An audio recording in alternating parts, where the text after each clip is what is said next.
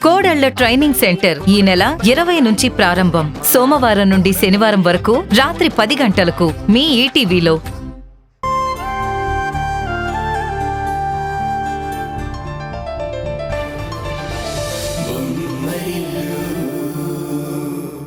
పద నాన్న, నీకేమైనా తినిపిస్తాను.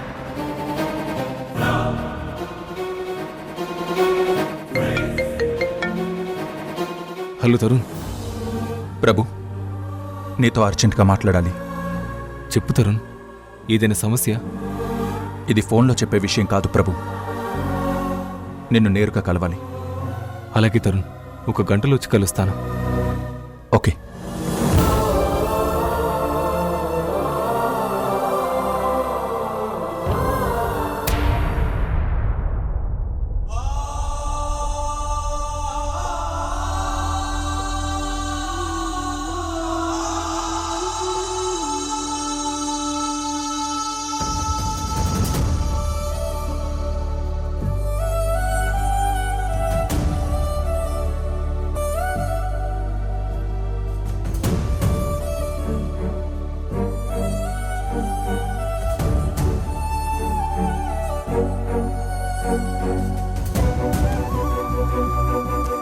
డిఎన్ఏ టెస్ట్ మాకు అనుకూలంగా ఇస్తానంటే ఎంత డబ్బు ఖర్చైనా పర్వాలేదు, డబ్బులు నేను ఇస్తాను.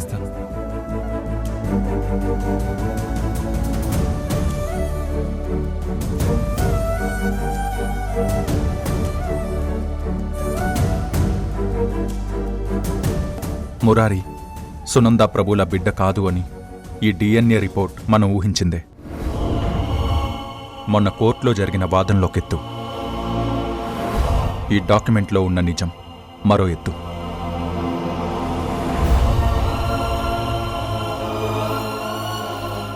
సత్యం ఎంత చేదుగా ఉన్నా అది కాలమనే తెర వెనక దాకలేదు అన్నట్టు ఈ నిజం అందరికీ తెలిసే టైం వచ్చింది. యాక్చువల్గా ఇది డైరెక్ట్గా కోర్టులో సబ్మిట్ చేయాల్సిన డాక్యుమెంట్. అంతేకాదు,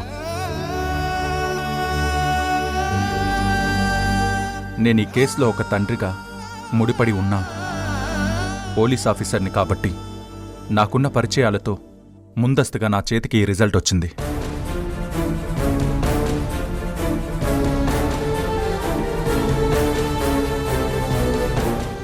రా ప్రభు.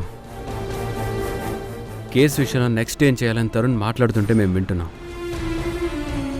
నేను లోపలికి రావడానికి ముందు తరుణ్ మీతో చెప్పింది నేను పూర్తిగా విన్నాను.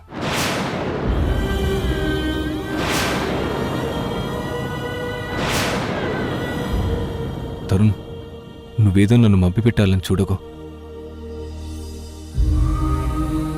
అయితే నువ్వు విన్నది కరెక్టే ప్రభు. ఈ విషయం చెప్పడానికి నిన్ను రమ్మని పిలిచాను.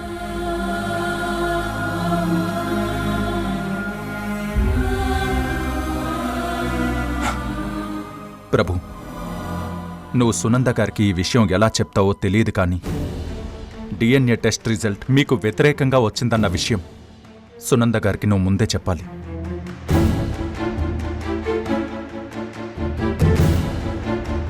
ఎందుకంటే కోర్టులో హఠాత్తుగా నిజం తెలిసిన తర్వాత సునంద గారు షాక్లో ఎలా రియాక్ట్ అవుతారో చెప్పలేము. కాబట్టి ఆ నిజాన్ని తనకి నువ్వు ముందే చెప్తే కనీసం సునంద గారి ప్రాణాలకి కొంతవరకైనా రక్షణగా ఉంటుంది.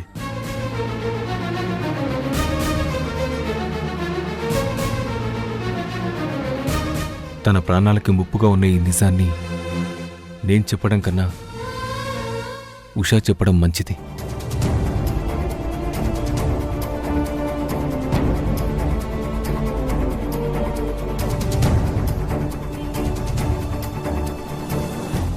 ఎందుకంటే మురారి తన బిడ్డ కాదన్న నిజాన్ని సునంద కళ్ళలోకి చూసి చెప్పేంత ధైర్యం నాకు లేదు.